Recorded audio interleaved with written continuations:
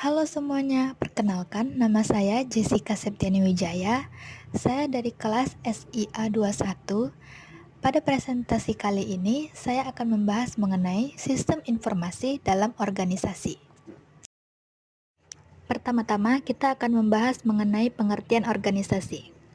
Pengertian organisasi adalah sekelompok orang dan sumber daya lainnya yang terstruktur dan dikelola untuk memenuhi visi, misi, dan tujuannya. Organisasi itu bukan hanya untuk memenuhi serangkaian misi, tetapi juga berkaitan dengan sistem informasi, di mana organisasi ini adalah suatu sistem yang bisa menginput data, memproses data, dan juga mengeluarkan atau output data. Organisasi juga menggunakan uang, orang, bahan, mesin, peralatan, data, informasi, dan lain-lain. Selanjutnya, jenis-jenis struktur organisasi. Yang pertama, struktur organisasi tradisional atau struktur hierarki. Struktur organisasi tradisional atau struktur hierarki merupakan pengambilan keputusan dan wewenang mengalir dari manajemen yang strategis di atas ke manajemen operasional dan karyawan non-manajemen. Yang kedua, struktur organisasi virtual dan kerja kolaboratif.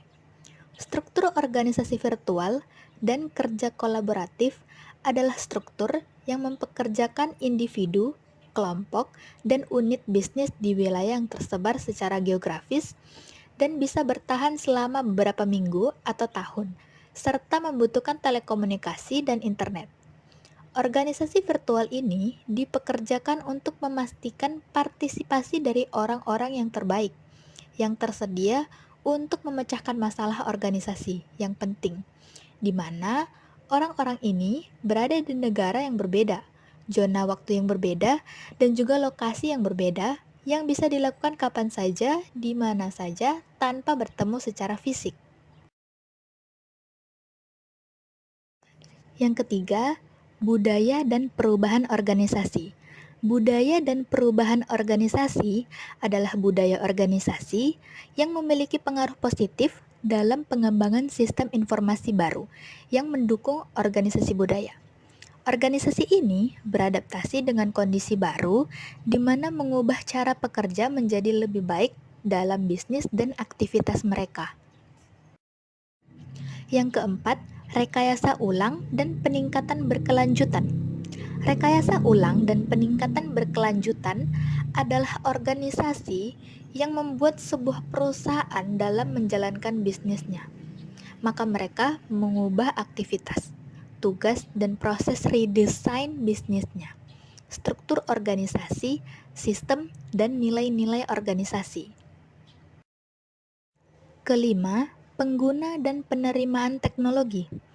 Pengguna dan penerimaan teknologi adalah supaya lebih efektif, maka rekayasa ulang yang terus-menerus menghasilkan kepuasan pengguna dan diterima serta digunakan di seluruh organisasi.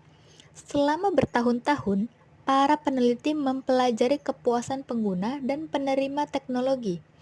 Model penerimaan teknologi menentukan faktor-faktor yang mengarah ke lebih baik, seperti kemudahan penggunanya, kualitas sistem informasi.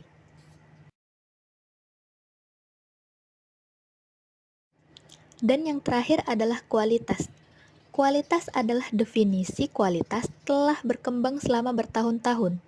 Di tahun-tahun awal kualitas kontrol, perusahaan prihatin dengan spesifikasi desain pertemuan, yaitu sesuai dengan standar.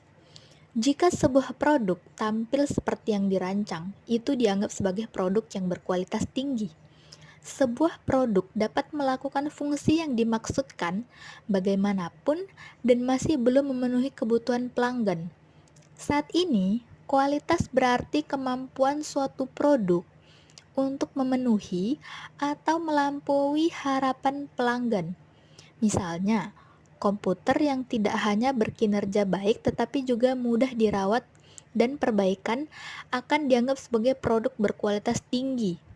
Berkualitas tinggi memenuhi kebutuhan dan harapan dan disampaikan tepat waktu dengan sopan dan hormat, Produk memuaskan pelanggan dengan berfungsi dengan benar dan handal. Sekian penjelasan dari saya. Terima kasih.